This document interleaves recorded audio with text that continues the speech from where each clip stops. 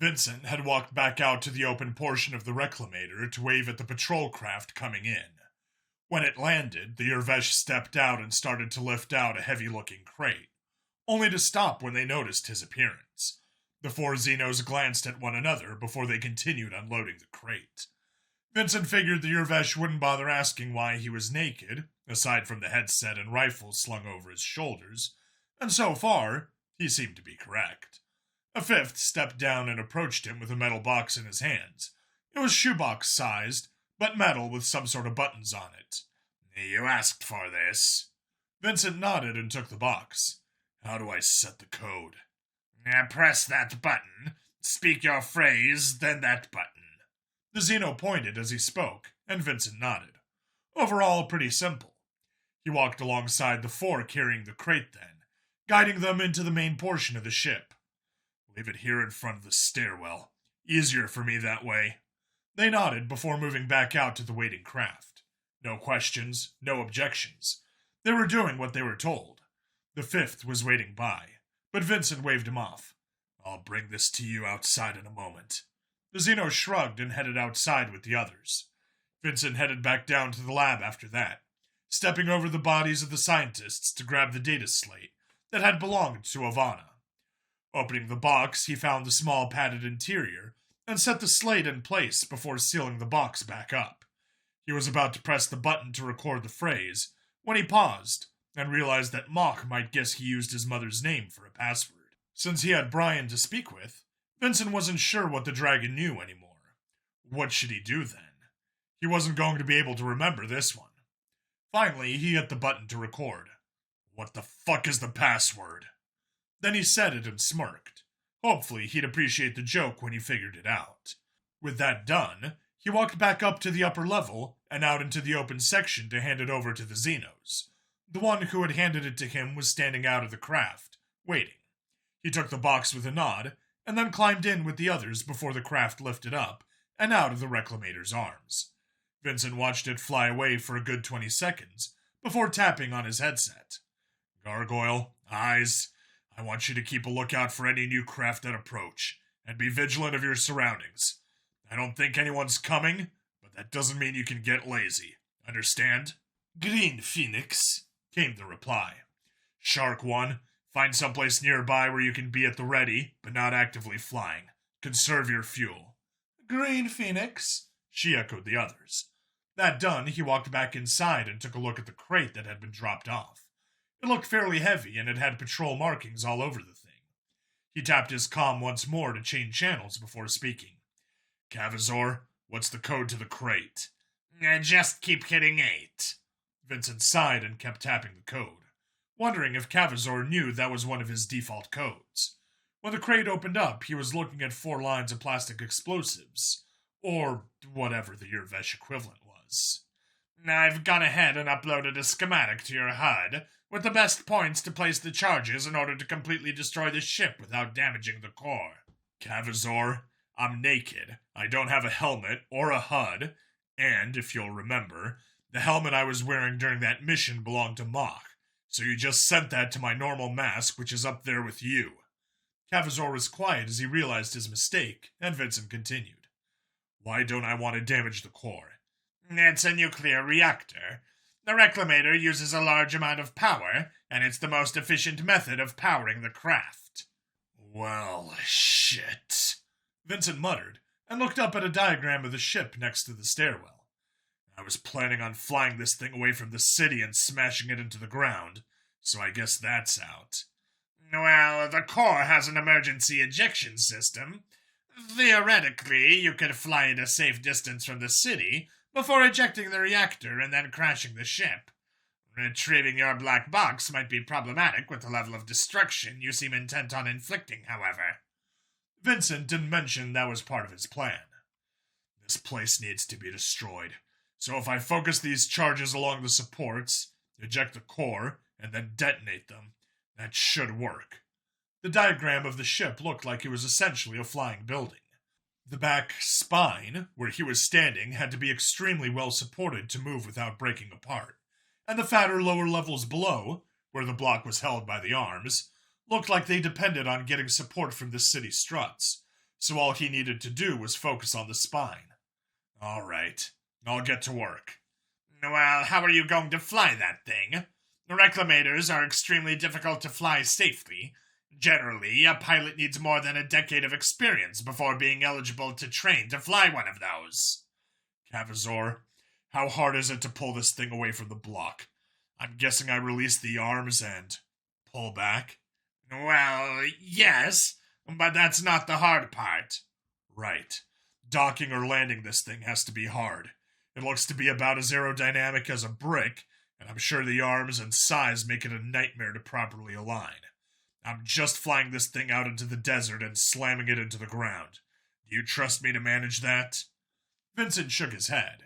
Even now, the Urvesh had trouble understanding that Vincent didn't care about rules, or regulations, or guidebooks. Life was about improvising. Yes, I suppose you could. The ejection system is designed to be very easy to activate, for obvious reasons, and just make sure you're far enough from the city before you eject it in case something goes wrong. Can the thing go critical? I don't think so, but it's never been tested live. No reclamators have needed to eject the reactor before in any situations like this. Vincent smirked a bit. Well, here I go making history again. All right, thanks for the input. He looked at the crate and realized that he was just looking at the top layer of explosives, lined up on a removable shelf with more layers beneath it. Cavazor had really made sure he'd have enough explosives to take this thing down. He examined the detonator and saw that each explosive could be set to one of 4 frequencies, so he could detonate some, but not all, at the same time. Useful.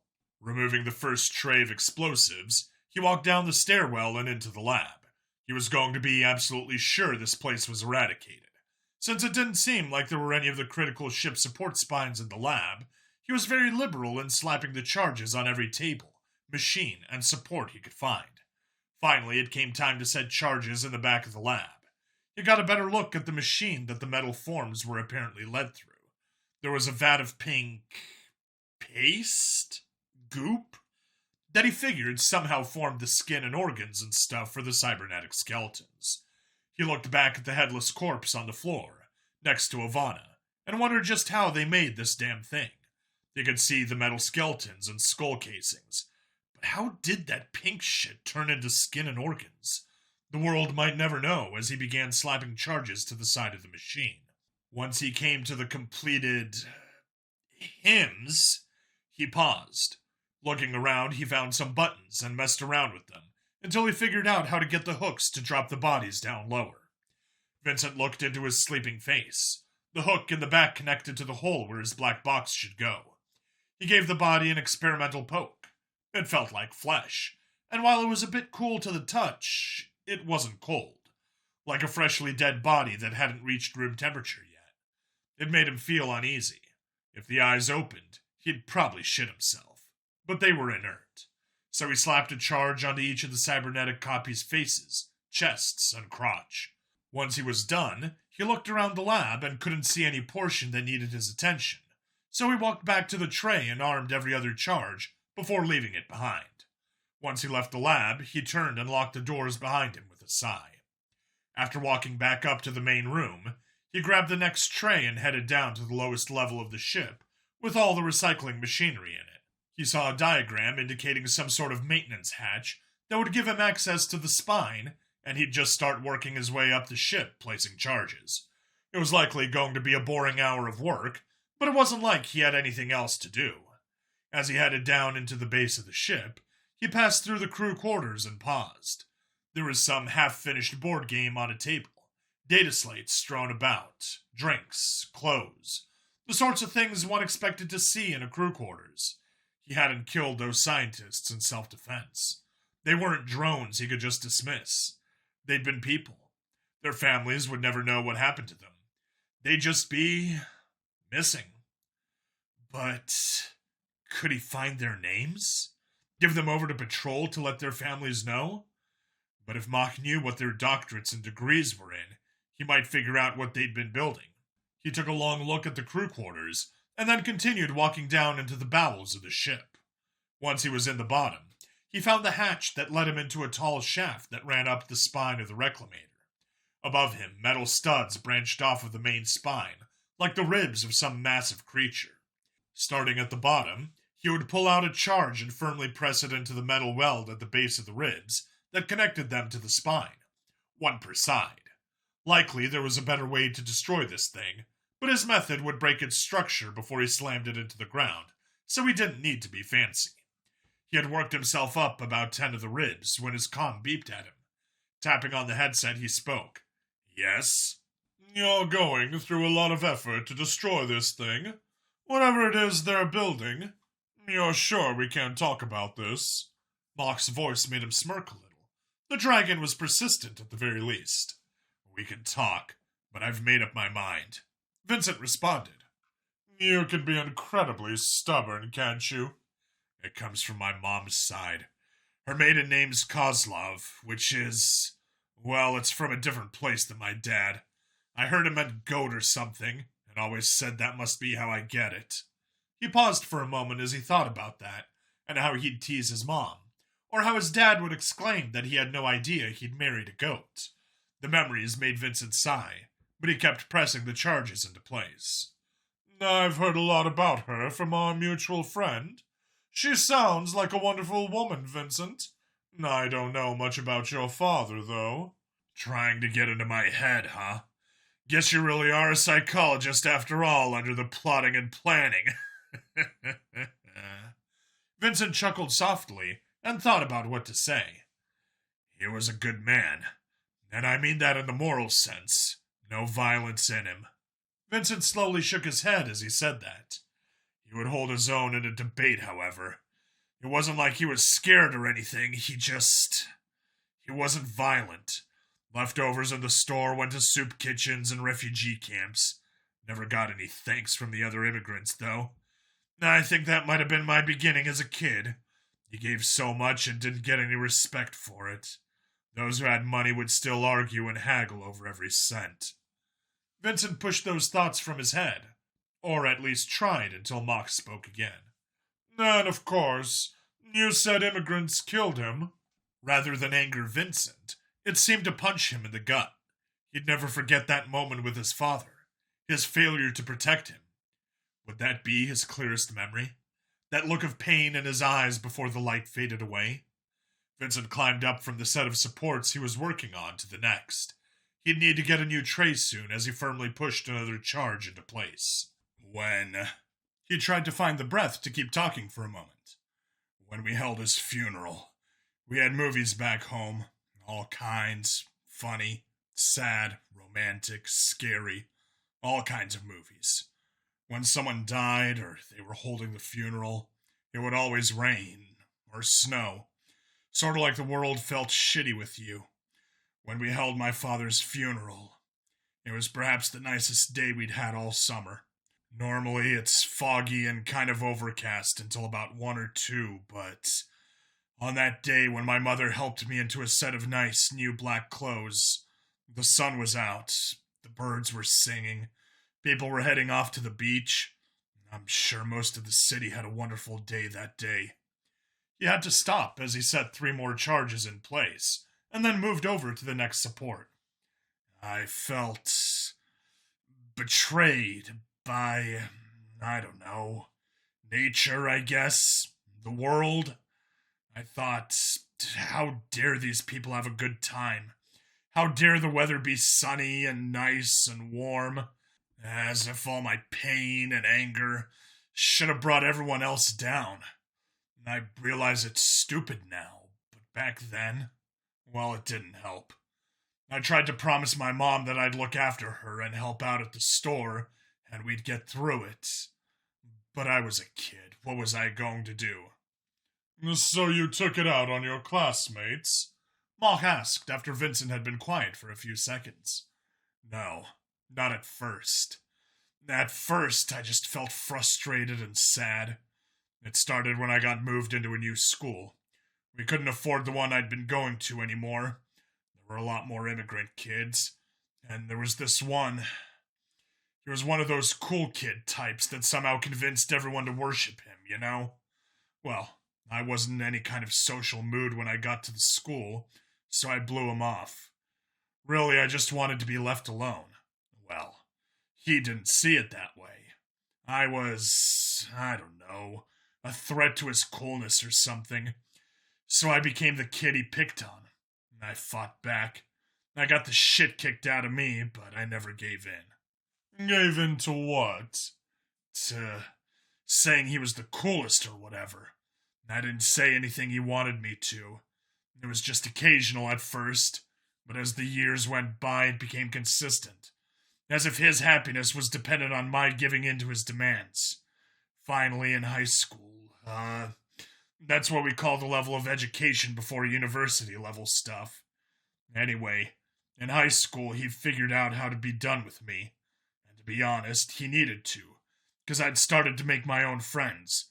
I was getting good at fighting groups on my own, and having my own group meant it was harder to get to me.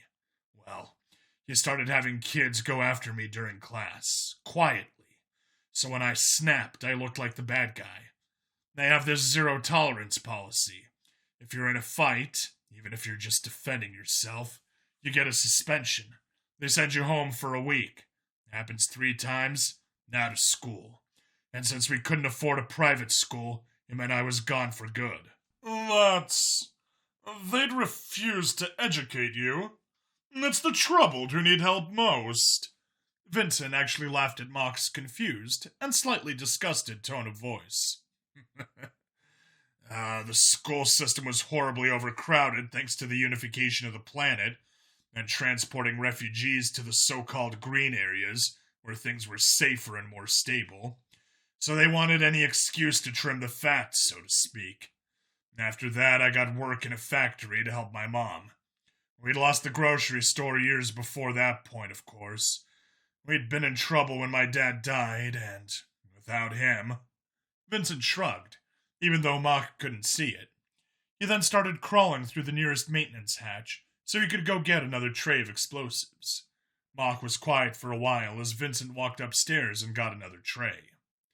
It wasn't until Vincent was heading back down that Mock spoke up again. So, what was the unification? Did some nation finally conquer the others? No, not even close. This came at the end of the Second Imperial Age. See, centuries ago there were lots of monarchs and emperors and colonization. A group of small, compact, and technologically superior nations found this massive, sparsely populated and resource-rich continent and started sending over settlers. This is the nation you're from? No, not exactly. This was still centuries before my home existed. Anyway, people began to settle and expand and whatnot, but a group of these colonies belonging to one of the biggest nations rebelled. They were inspired by the thought of democracy and free religion and equality. But, well, there was some major fine print in their ideas. But even so, this nation became strong. In fact, 200 years later, it was the strongest on the planet. Most of the old nations had also gone the way of republics and democracies and stuff. And after a massive war, which ended with 2 of the first atomic bombs being dropped on another country, the world entered a sort of golden age. It was the longest era of peace and prosperity in our history. Vincent had gotten back down into the spine of the ship now, and was working on the next tray of charges as he worked his way up. What happened? Well, this big country. He'd heard the Dutchman say it in his memory. America. He didn't puke. He couldn't figure out what the hell was up with the worm programming in his head. Well, this country, America, was very strong, like I said. They basically kept the peace because they had, twice the military power of the next strongest. But we were also fucking up the planet. Too much consumption, not enough balance. To keep the world from completely going to shit, they dumped trillions of dollars into projects to try and stop or stall a natural disaster, which culminated in the creation of where I'm from, Atlantis. Bryan has mentioned this. Some sort of island chain? How did a new nation stop the environmental collapse? Well, it didn't. When they made it, it wasn't about a new nation. They'd expected it to become part of America, They somehow raised these volcanoes out of the ocean. All sorts of dust was shot into the air, cooled things off and averted disaster, while also forming these new islands. I think. I only know stuff from, like, junior high, so I don't understand it, but they'd spent 15 years and trillions of dollars on this. Their military budget had been slashed to make this happen because they figured their allies would help in case anything went wrong, and that everyone around the world wanted peace. Did they? No. Instability and turmoil rose up and tore the country apart from the inside, influenced and financed by some of their so-called allies, and many nations who'd been waiting for a long time for them to fall. Several countries had bloody power struggles, which led to new monarchies and emperors and all that all over again. As the islands that would form Atlantis cooled, the very best and the brightest from America settled there and started building, while their old home was torn apart by these new nations. This was the Second Imperial Age, the bloodiest period in our history to follow up our most peaceful. Just after trying to save the world, these others turned on them. Why? Why what? Why did the other nations want the remains of that once powerful country? I don't know. To prove they could? I couldn't tell you. It was all before I was ever born. Well, they all figured with natural disaster to the planet averted, it was the perfect time to seize more territory. This kicked off a series of wars that would kill off around 2 billion people. No. Vincent paused and tried to think back.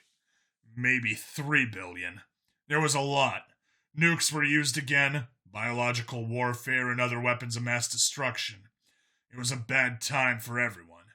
But Atlantis kept growing, protected by a lack of easily obtainable resources and what was left of America's military. In the end, the wars couldn't be sustained and things fell apart. Those nations that were left unified to try and bring peace to the world, because if they didn't, then everything was still going to be lost. We had only just managed to make small outposts on our moon and another local planet. We had just one planet that could support our entire species, and we almost killed it. So, this is why there were so many immigrants in your home? They were the survivors of these wars? Or the children of the survivors?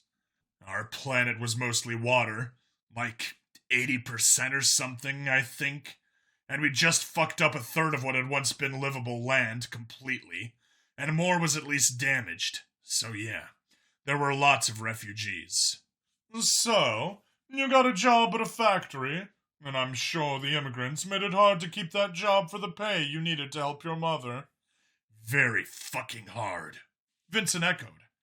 I helped form a strike. He left out the bit where the workers and the strikebreakers fought. We got better treatment and job security out of it. Used to be if workers wanted more, they'd move the factory overseas, but everywhere was so fucked up there was no overseas to build. Everywhere that could support industry had it already. That's part of when I fell in with the bad crowd, but he stopped planning charges as a certain memory hit him. But what? I know what really set me over the edge. You know that kid I mentioned? The immigrant cool kid who wanted me to give in to him. Well, one day after breaking the strike, me and my friends had some drinks to celebrate and were headed home. This was near one of the colleges in the city, so we usually got dirty looks from the wealthy college kids and shit. But we didn't care. But, well, there was this one group of them heading towards us, and I saw him. Right at the center of the group, the kid who got me expelled. Well, I was drunk, and seeing him made me angry, of course. So I go up to him and all his friends just split. This wasn't kids against kids anymore. This was scrawny book-reading academics facing off against factory workers who just stopped every attempt at strike-breaking there is. Vincent trailed off, and Mock let the silence hang before he finally asked. So, what happened? I'm guessing seeing him wasn't all to that story. No, you're right. Vincent shook his head and took a deep breath, as he remembered that night. I figured that some payback was in order. So I go up and ask him if he remembers me. I figure he'll shit himself as he recognizes me, And then I'll make him get on his knees and say to me everything he'd wanted me to say to him. But Vincent slowly shook his head as I asked him if he remembered me. The piece of shit had this look in his eyes, and I spotted it right away. He didn't, and he said so. This guy who had ruined my life, who had me expelled from school, and then somehow gone on to get into a college like I was supposed to. This guy, he didn't remember me. What did you do? I beat him to within a centimeter of his life. Or, shit, maybe I killed him. He was breathing when the others finally pulled me off of him and dragged me away, but he was messed up pretty bad. My hands were bleeding from hitting him so hard. The cops never came after me, but maybe they didn't have any leads? I don't know. I just thought, this absolute piece of shit who had stolen my future from me and taken it for himself didn't have the fucking courtesy to remember the person he destroyed. After that, I devoted myself to trying to steal from every immigrant the future I thought had been stolen from me. Vincent shook his head. That's how I honored my father and protected my mother. The calm was quiet after that, and Vincent focused on setting charges up along the spine. When Mock finally spoke again, he had a different tactic. You said you have trouble remembering what your father was like. They say some of the oldest memories are smells. Think about a smell that you remember him being around. Don't focus on him hard, just let your mind drift a bit. Vincent quietly pressed charges into place as he thought that over, but he didn't speak about it for a while. In fact, he kept planting charges until the next tray was done.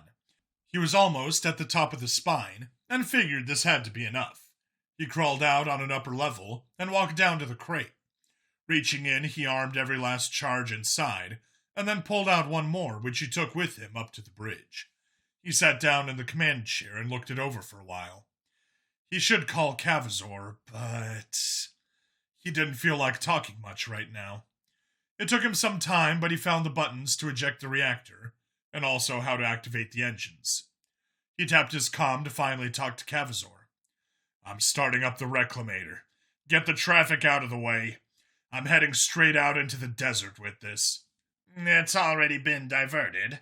I wasn't sure when you'd be ready, but I figured it was better to plan ahead. The Urvesh's practicality made Vincent smile. Thanks, Cavazor. When I wake up, tell me there were ghosts in the machine. I had become Eric's dream, only better. I had to purge everything. Okay, Creature 88. He waited another minute for the engines to warm up, before disengaging the arms and slowly pulling the Reclamator back from the block. When the vessel turned to face the desert, he looked out over the dark red soil and the night sky. He wished he could see the stars, but the lights from the city were drowning most of them out, and the constant stream of ships coming and going made it hard to really scan the sky better. Finally, he tapped his comm once more. My dad used to get this meat from a local rancher. We called it skirt steak, but it's essentially ass meat from a type of cattle we used for meat and milk and stuff. It's not the most sought after because it can be a bit tough, but he'd marinate it ahead of time, and we'd get the barbecue going outside, and we'd cut it into thin strips. He smirked a little as he thought about the jokes he'd made to his dad about eating ass. Of course, he'd get that disapproving look from Mom if she ever heard. Then we'd squeeze these... Fuck, how did he describe limes? A citrus fruit onto them, just as we put them on the grill. So there'd be this flash as the juices dripped down onto the fire, and the meat would start to sizzle and hiss, and there was just this intense citrus smell, with a bit of flame and smoke and the meat itself. We'd keep turning the meat, and every time squeeze more of the citrus juice onto the steaks. Sometimes we wouldn't even cook anything else. We'd just sit outside if the nights were warm, eating meat and talking and being happy. He smiled as he remembered those times with his dad. The next morning, we'd heat up the leftovers in a pan, then mix up some eggs with a bit of milk, and then slow cook them. Add a bit of salt and pepper, some sour cream. Perfect breakfast burritos. I hope that helped you remember your father, Mock said, as Vincent slowly nodded. It really had given him a clearer memory. A happy one. Hopefully, Mock could do that again. Vincent checked the instruments now. It looked like he was past the minimum safe distance from the city, and he picked up the last charge, setting it to the third frequency, then setting it back down. He pressed the buttons to eject the ship's reactor, and heard the sirens going off through the ship. The whole thing shuddered as the reactor fell away, and he saw warnings about emergency power. He triggered the first set of explosives, and heard them go off in the lab down below. Nothing should be left but ashes, but he wanted to be sure. Hey, Mock, remind me about the skirt steak when I get up. What? You'll see the memory in your black box. No, I won't. He picked up the charge next to him again, and tossed his headset across the bridge, before pressing the explosive to his neck. He aimed the ship down then, tilting it forward as he triggered the second set of explosives. This time he was knocked out of the chair as the spine of the ship ruptured and split apart. The red ground was racing up to meet him as he started to float up from the deck in a moment of freefall. Then he activated the third set of explosives.